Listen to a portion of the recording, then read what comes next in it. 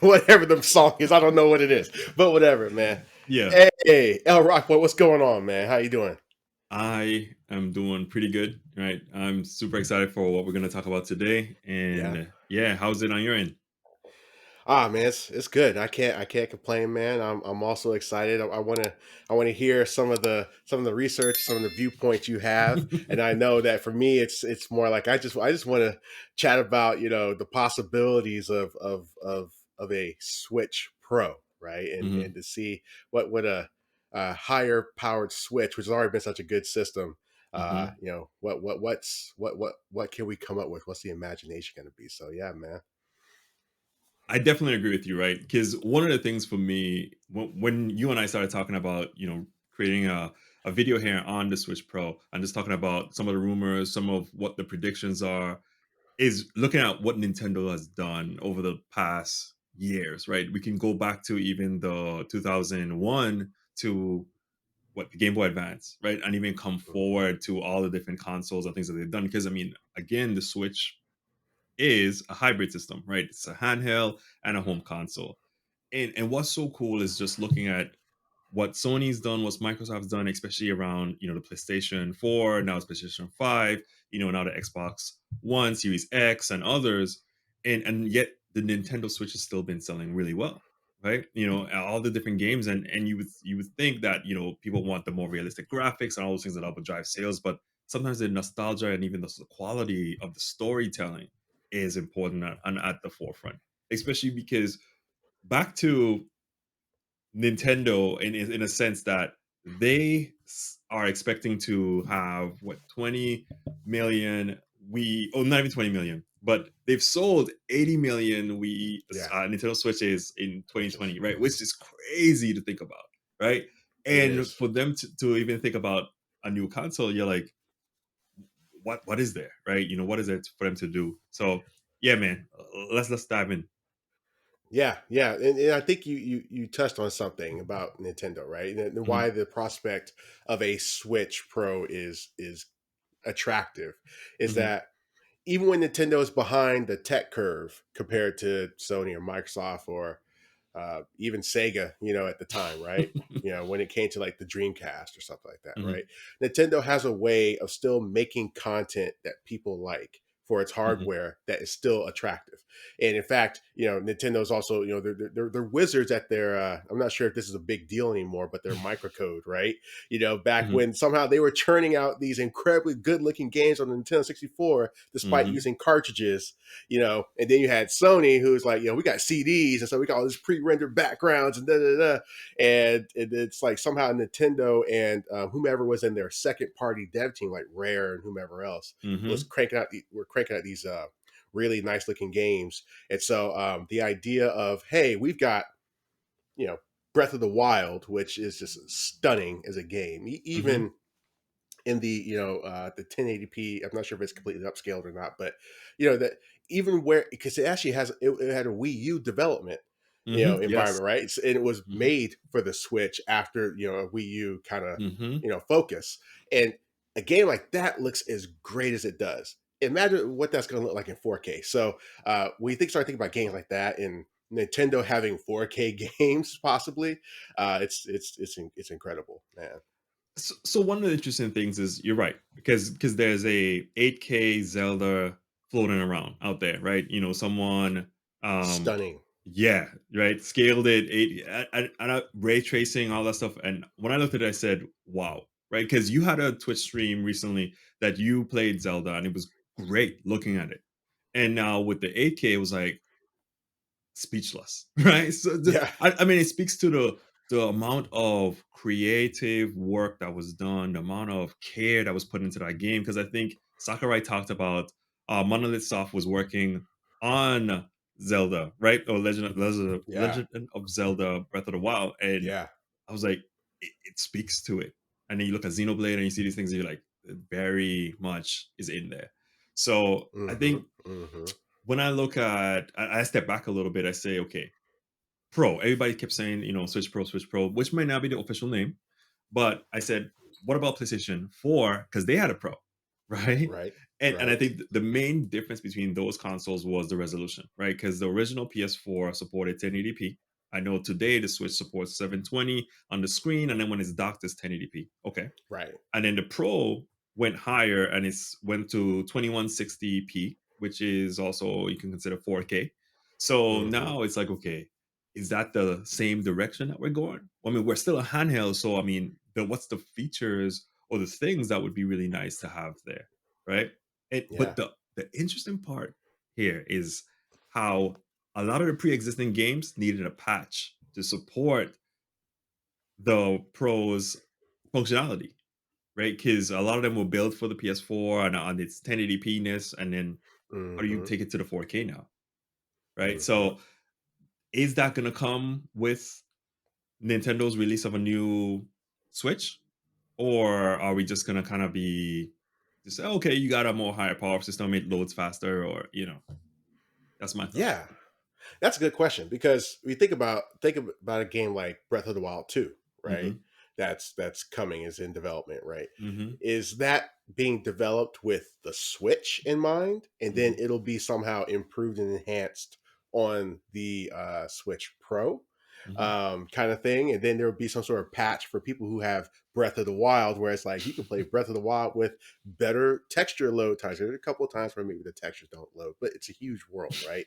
So it's Yes. probably one of the largest game worlds, like somewhere in the top 10, probably, I think, right? Hmm. But well, the PC maybe blows that out of water a lot, the kind of games it does. Of But course. to your point, like what kind of backward support could come from this Switch Proness and or backwards game support where you play the game now on the Switch Pro and it's like, hey, yeah, we'll upscale some of the stuff further, or just maybe help reduce loading times, or texture Hmm. pop in won't be that big of a deal, or that kind of thing. So yeah, man. You know, Hmm. something Go ahead. I'm interested to get your take on here is, so we talked about features, and actually we talked about you mentioned the name as well, Mhm. that what may not be called Switch Pro. So I'd be interested in a second to hear your thoughts on what it may be named. But I am Mhm. interested in hearing from you your thoughts on you know Nintendo's history with its systems, and relative to how Sony's been doing it and Mhm. Microsoft has been doing it. How do you see Nintendo staggering this and having a dual ecosystem still in existence? Because the Switch is not showing any signs of stopping, right? It's like it's still showing Mhm. it's going to be like the top selling console. So I'm interested how you see that ecosystem continuing to go. Definitely. So let's go back, right? So let's start at 2020, 2001, right? We had the Game Boy Advance that came out, right? Went from vertical Game Boy Color to horizontal. Yeah. And then they released after the Game Boy Advance, the Game Boy SP, right? Yep. Now clamshell, and then there was the Game Boy Micro, which was pretty much a smaller, more rectangular Game Boy Advance, right? Hmm. And then as they moved away from the Game Boy Advance and into the the DS world, right?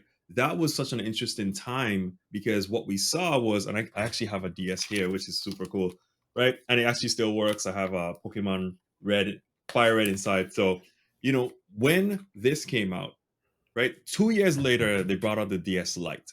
So you had the Hmm. DS, you had the DS Lite, right? Lighter, brighter display. And then as they proceeded, what was cool is that they came up with the DX SI right? So bigger, larger screens, better battery, and it was still out there with the actual DS iterations that came prior. Hmm. What I think what's interesting here is that, as Nintendo transitioned from DS to 3DS, they also included 2DS. And both of them had the games, right? The 3DS offered the auto stereoscopic 3D LCD screen, but the Hmm. 2DS didn't have it.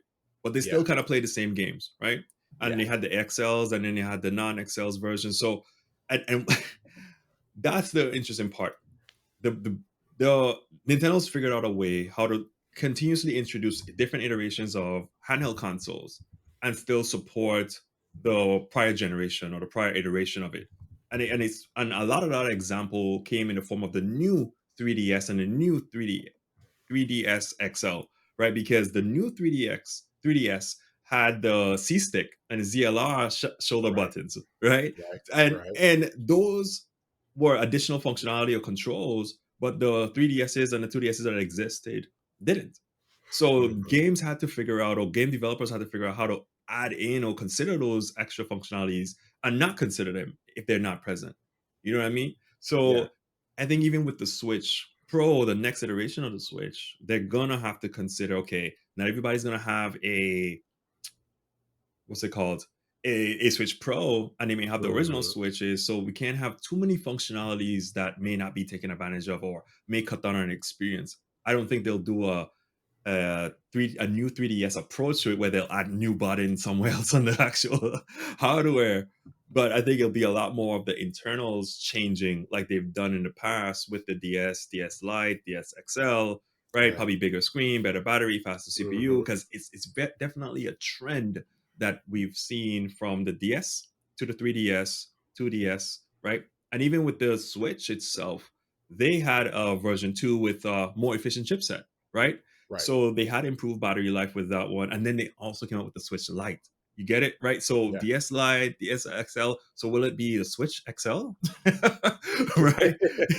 So because they have Right. like a rhyme or reason to it, I want to believe, but Mhm. it's still creating greater value for anyone that actually touches any of these consoles. Yeah. Yeah. And I think you touched on a key thing is that it's it's got to be done in such a way that it's basically now a Switch ecosystem, much like the DS ecosystem or the Game Boy, Game Boy Advance, I guess specifically ecosystem, right? Where Hmm. it's yeah, we got these different consoles with these different functionalities or these feature enhancements internally, and maybe a couple of things from a gameplay standpoint, like control aspect. Hmm. But it's still the same ecosystem. You're all still a community of people pretty much on the same platform for all intents and purposes, playing the same games, kind of thing. But some people are able to enjoy certain things that you aren't, or certain other people aren't able to enjoy because of certain feature enhancements. And Hmm. so when I think of the Switch, and I start thinking of feature enhancements and things I want, I think you already talked about like the bigger screen, right? And that would be nice to have a bigger screen. Although I don't do much portable gaming on my Switch now, it does. It's nice. When you're like on a plane or something, right? And I've done Hmm. that a few times, or on a cruise ship, or whatever it is I was doing, right? But what I'm also looking forward to is this idea of having better like Joy-Con holder handles. Some of the mock-ups, some of Hmm. the prelim designs, or I guess you would call them, yeah, mock-ups for a better lack of word, where Hmm. people are just guessing what the design could look like based on rumors and hearsay. But the idea of something that's a little bit wider, so it's not like you hold the controller and just or hold the switch, but use the pro controller as an example. But if you look at the pro controller, Hmm. how it's got a little bit of a flare out here, just a little bit.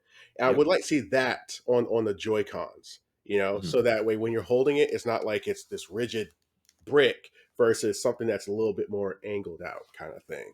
So, And yeah. so would that inhibit you from actually playing with it horizontal? Because I think that's the one thing that's valuable about the Joy Cons is that the Hmm. versatility of play with the actual screen attachment Hmm. unit, and then taking it apart so that each player or each person can have one Yeah. piece of the Joy-Con, right? Yeah, that's a good question. So they actually have like third party, Mhm. I guess what you call it,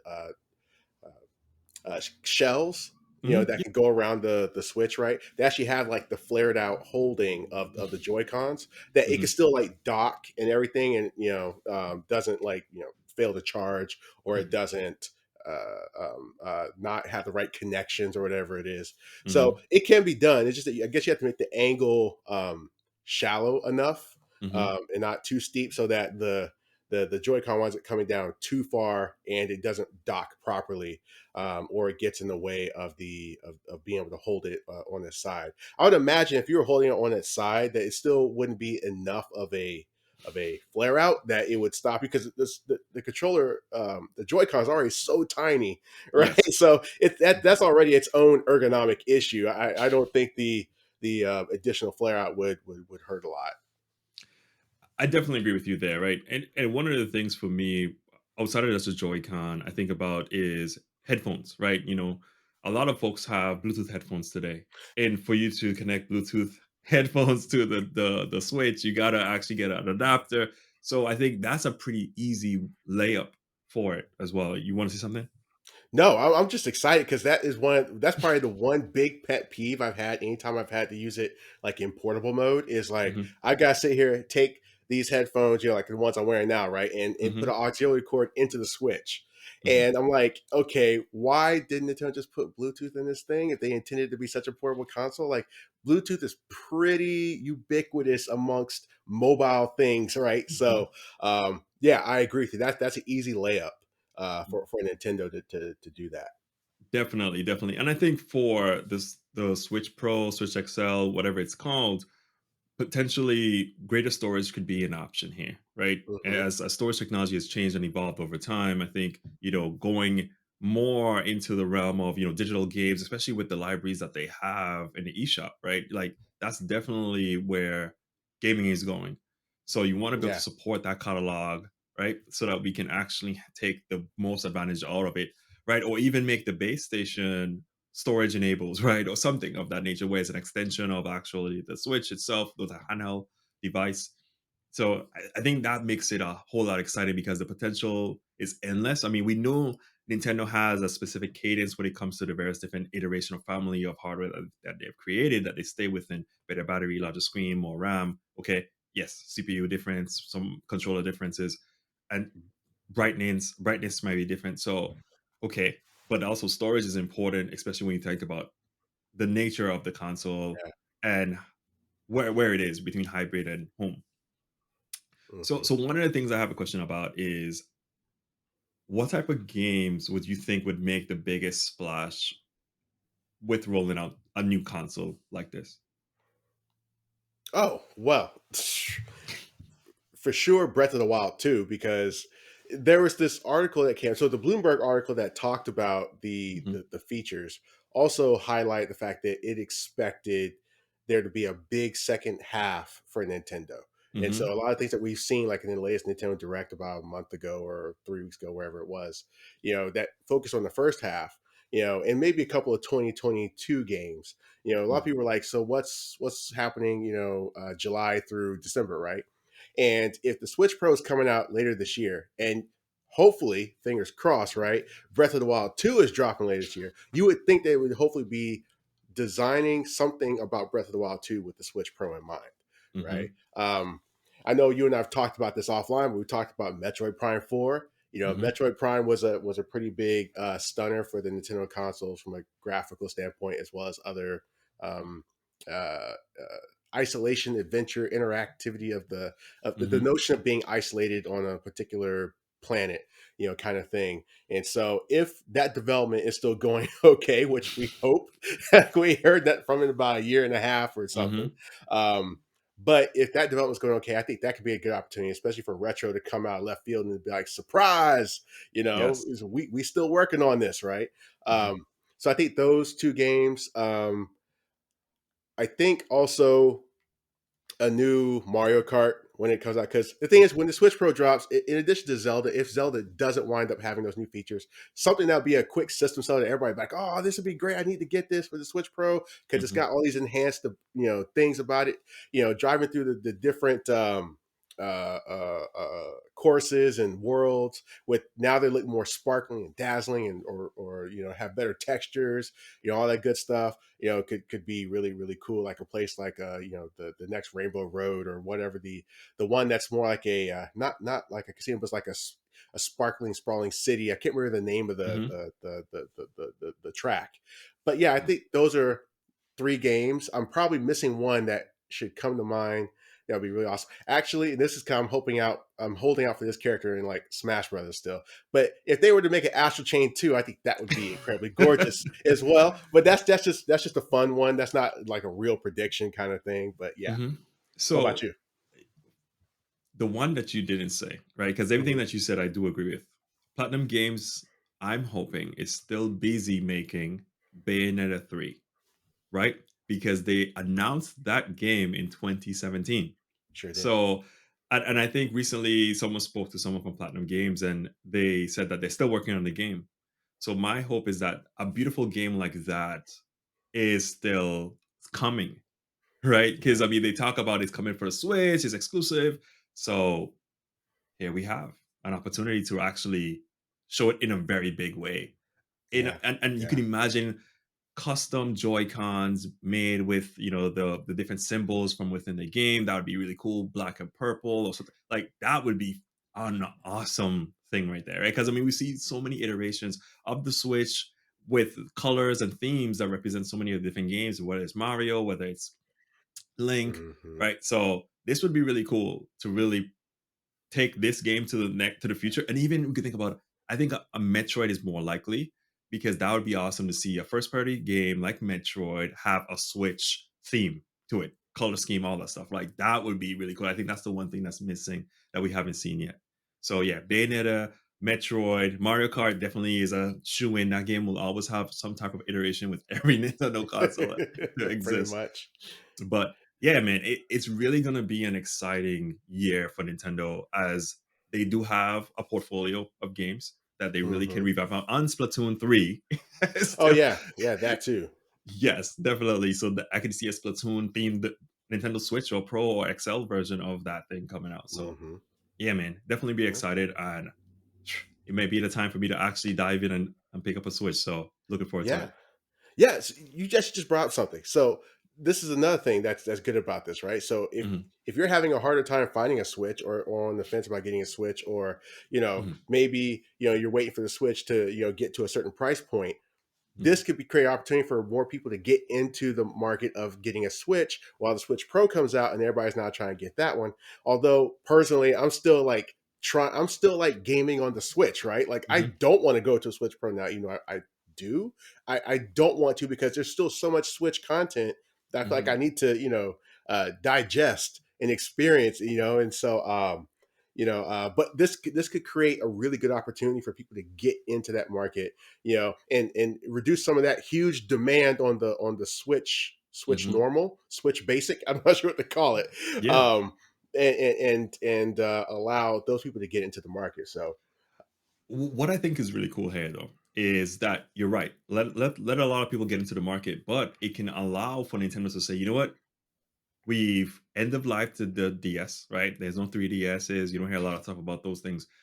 We can keep the Switch Lite, and then we stop production on the original Switch or the V2 Switch, and now we have the Pro or the XL or whatnot, right? And we just have that as the main, the Lite as the optional handheld only console, and then they just keep progressing.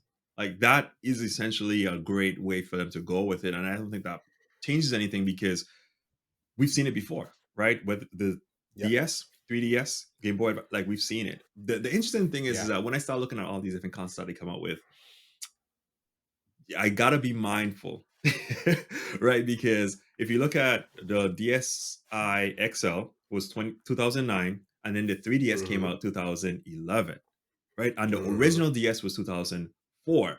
So 5 years hmm later, they came out with the XL. So in this case, the Switch came out in 2017. Here we're in 2021, and we have a new Switch kind of rumored to be coming out.